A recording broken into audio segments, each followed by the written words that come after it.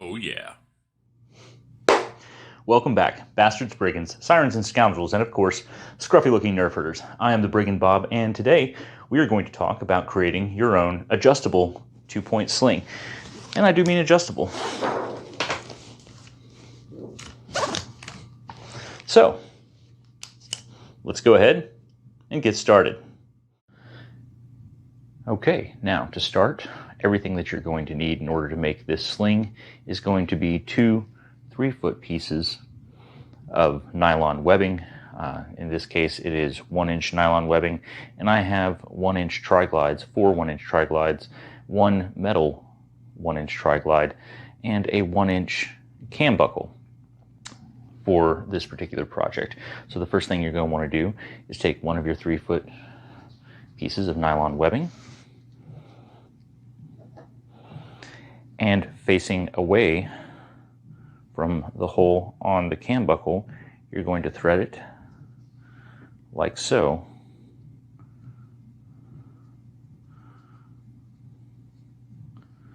Just like that. And next, you are going to want to sew this in place. And when you do, it should look something like this.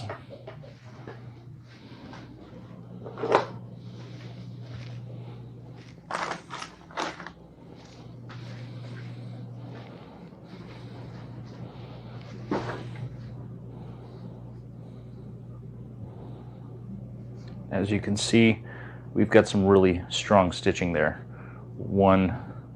2 sets of vertical stitching, then another horizontal stitch. And then what we will do is we will actually take some fabric tape and wrap it around that section, like so.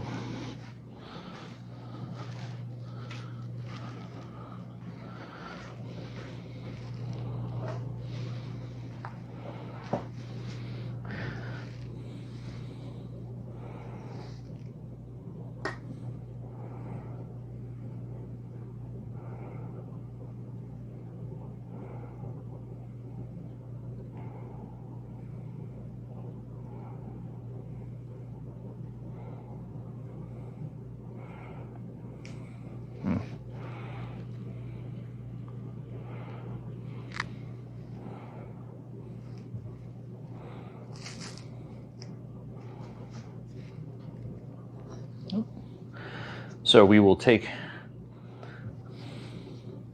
this fabric medical tape here, and we're going to do a couple of rotations around this section where we have neatly sewn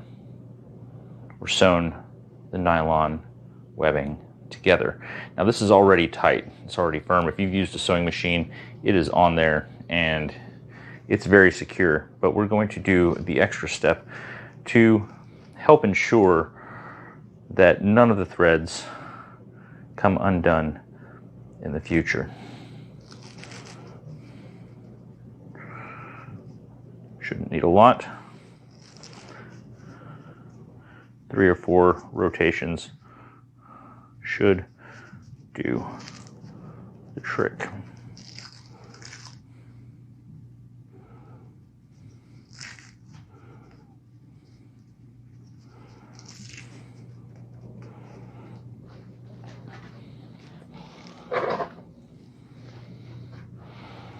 Now I like to make sure that the tape ends on the underside that will fold over, so there's not even a chance for anything to grab it. Not that there really will be. This kind of tape is extremely adhesive and sticks to itself incredibly well.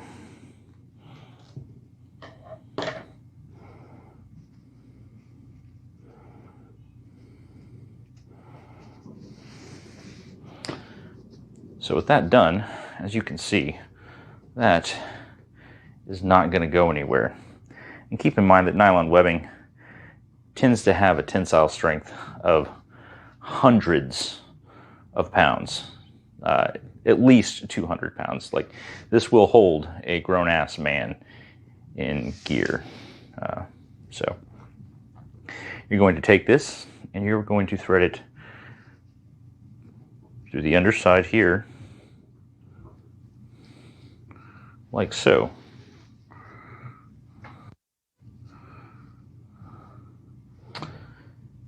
And at that point, this is what that should look like.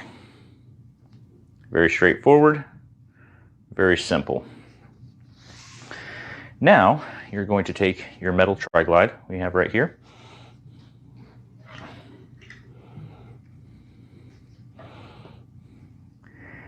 and with one loop facing outward, away from the webbing, you're going to pull it through, and you're going to take this other end of the nylon webbing, and you're going to lift up on your cam buckle. You're going to slide this nylon webbing through, just like that.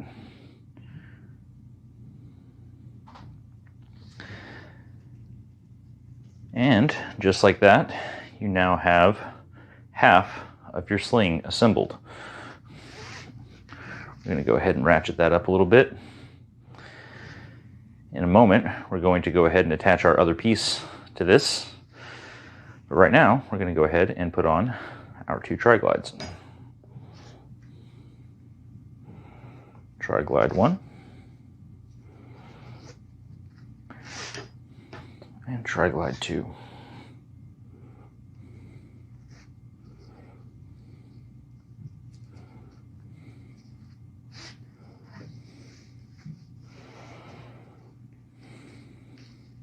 Next, we are going to take, I'm going to set this down right here. Move these scissors out of the way. And actually, we are going to need 5 total tri-glides, not 4. So I'm going to add another tri-glide. I forgot about the additional one that we will need. We are going to go ahead and take a tri-glide.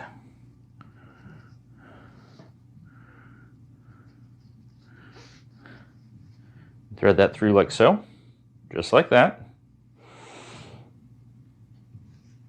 And pick up the looped part of your sling you've built so far with the metal tri-glide.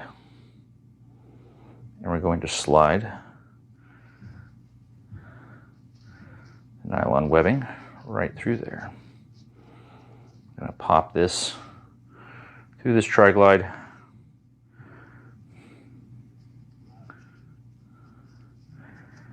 And then we're going to secure it back in on itself. That's why it's called a tri-glide. You're going to do 3 pass-throughs. You're not going to just do the 2, because that may seem good, but it can glide, hence the name tri-glide. We want this to actually pass through a 3rd time like this. So we're going to take this guy here.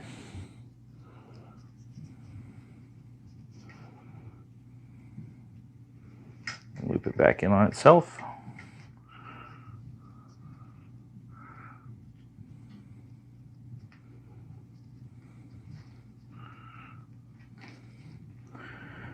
And there we go. Nice and secure. Looped back in. Not going anywhere. And we'll take this end and add our last 2 tri-glides.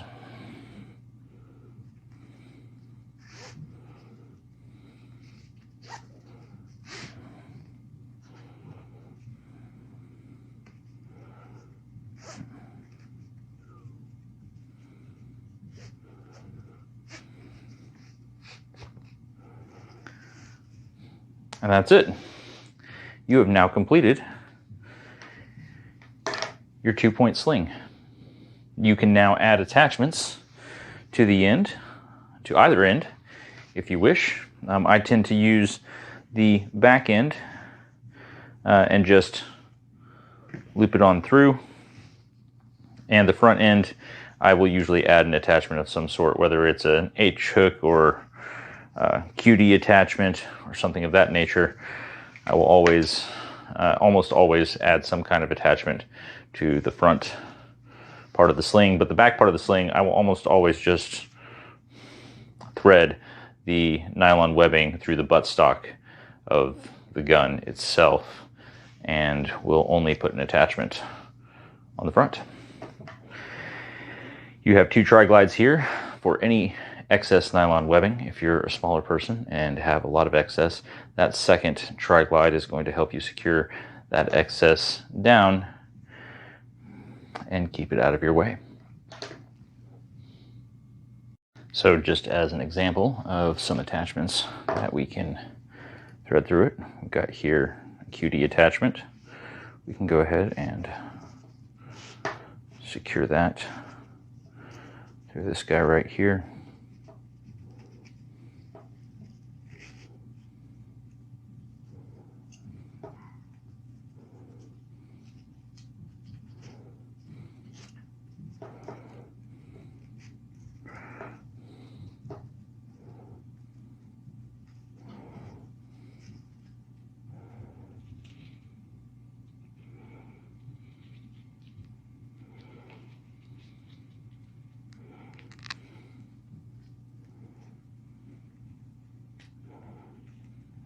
Go. And to take care of the frayed ends, I always just use a lighter. Just kind of melt the very end of it there.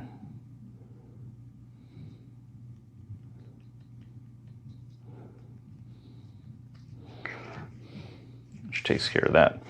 And you know what? Wouldn't hurt to do that on this other end as well, where we've got like just a tad bit of fraying.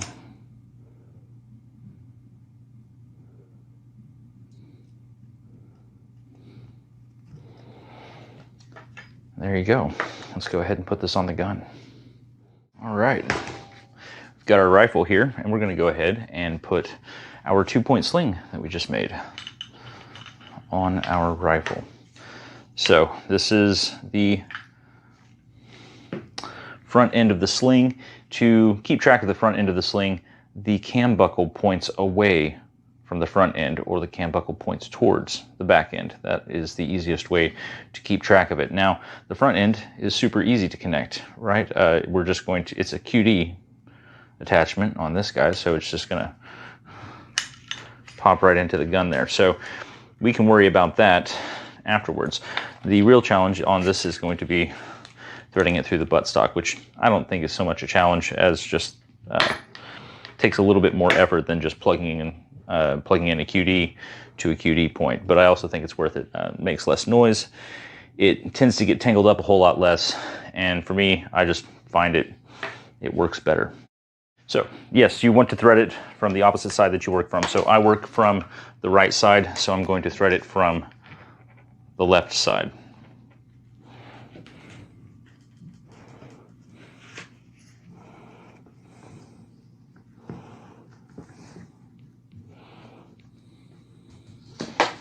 I'll go ahead and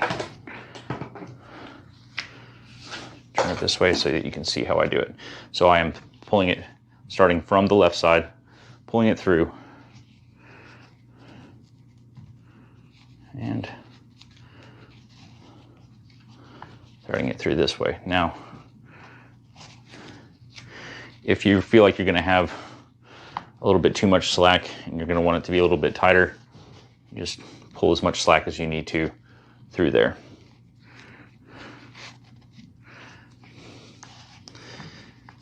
And you've got another tri-glide here.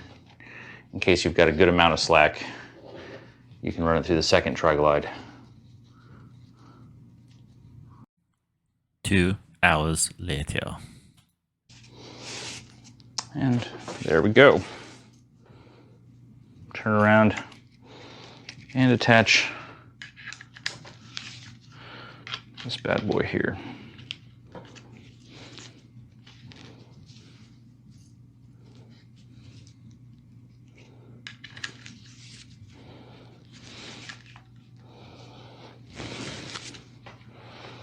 There we go. Now, you're going to want to also attach a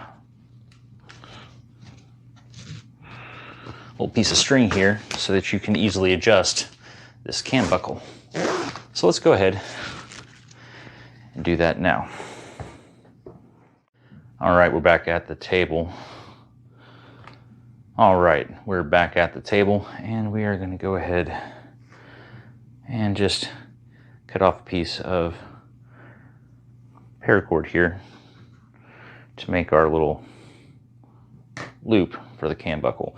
And that loop is just going to fit right through that hole that you see right there in the cam buckle. And it's going to just give us a nice little handle for us to actuate, something to grab onto and actuate the sling. I like to cut off about 6 to 8 inches here, because you are going to need some excess for when you're tying it up.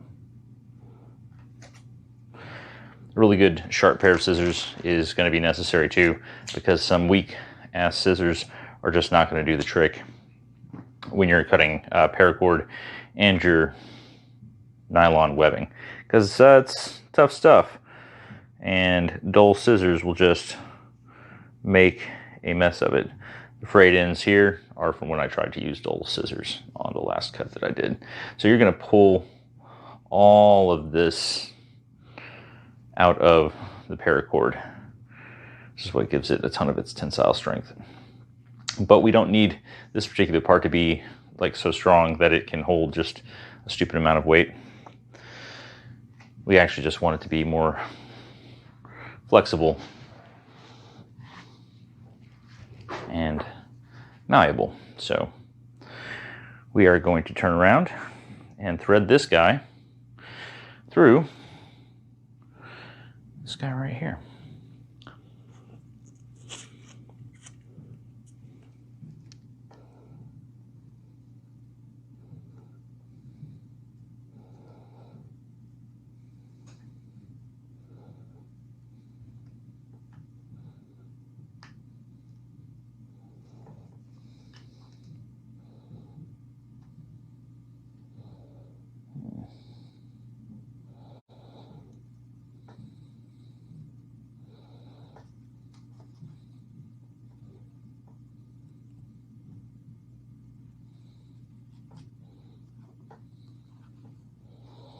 And as you see, that part can be a little bit more difficult than it looks, because these ends can kind of fray and make it hard to get through that hole in the cam buckle there.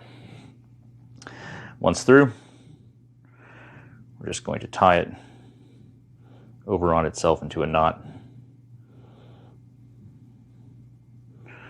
This is why you need just a little bit of excess, so that when you tie it, you're not making the loop so small that it's not something that you can reach.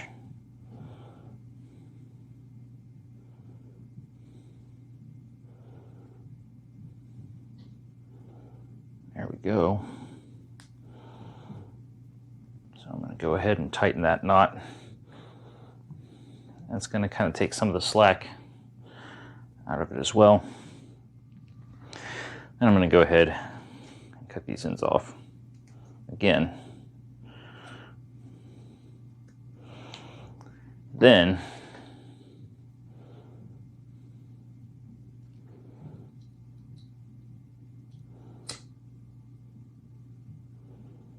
I'm going to burn it, melt it, so that they can't come undone. I'm going to give that a little bit of flame as well, so the whole section is just nice and kind of fused together. It's not going to come undone on me. That way, I've got something to grab a hold of, and I can actuate. You see that's not coming apart. And I can actuate this sling. And that's it. That sling is done. So let's go ahead and take a look at the finished product now. Okay, that is it. That is your 2-point sling. And not just a 2-point sling, but a quick adjust 2-point sling.